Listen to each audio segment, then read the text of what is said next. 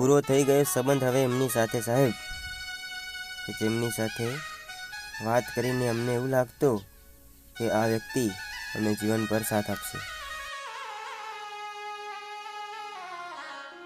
મોજથી જીવી લેવા દુનિયામાં સાહેબ, જેટલું જીવાય એટલું. બાકી ઉપાધિ તો આખી જિંદગી છે. અને હા, આપણે બીજાને ગમીને ક્યાં જવું છે, બસ ખુદને ગમીએ ને એટલું જ કાફી છે. જિંદગી જરા સમજી વિચારીને શાંતિથી હસતા મોઢે જીવજો સાહેબ, કેમ કે આ દુનિયામાં ગ્રહો કરતાં માણસો સૌથી વધારે નડે છે.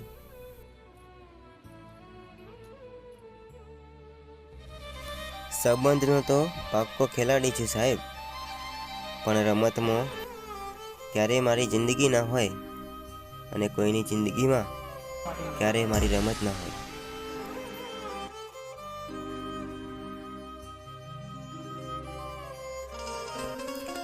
ગુરુ અને સમય બંને જ્ઞાન જ આપે છે સાહેબ, પરંતુ ફરક બસ એટલો છે કે ગુરુ જ્ઞાન આપીને પરીક્ષા લે છે અને સમય પરીક્ષા લઈને જ્ઞાન આપે છે.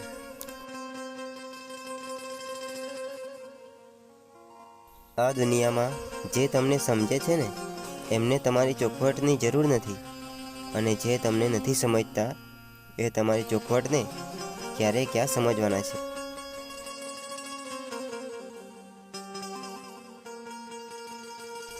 આ દુનિયામાં લોકો ખોટું કરતી વખતે ડાબી જમણી આગળ પાછળ બધે જોઈ લેતા હોય છે, બસ ઉપર જોવાનું ભૂલી જતા હોય છે. હે ભગવાન, તું મારી એક પ્રાર્થના જરૂર સાંભળજે.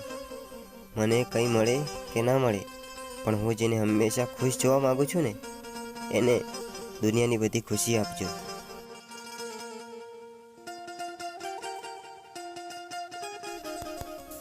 સાહેબ, રોજ સવારે એવી પ્રાર્થના કરો કે આજે મારા હાથેથી, મારા હૃદયથી, મારા શબ્દો દ્વારા, મારા વિચારોથી અને મારા કર્મથી કોઈનું પણ કંઈ ખરાબ ના થાય. દુઃખ તો બધાને હોય જ છે આ દુનિયામાં સાહેબ, પણ છુપાવવાની રીત અલગ અલગ હોય છે. કોઈ રડીને હસે છે તો કોઈ હસીને પછી રડે છે રાતે રાતે. મોઢા પર કડવું બોલવાની આદત છે મારી સાહેબ. લોકો ખરાબ કહે એનો અફસોસ નથી, બસ એ વાતનો ગર્વ છે કે મેં કોઈની સાથે સ્વાર્થ ખાતર સંબંધ રાખ્યો જ નથી. જો પાણી મર્યાદા તોડે ને તો વિનાશ થાય છે, અને વાણી મર્યાદા તોડે તો સર્વનાશ થાય છે સાહેબ. માટે અમુક શબ્દો જાણી વિચારીને બોલવા જોઈએ.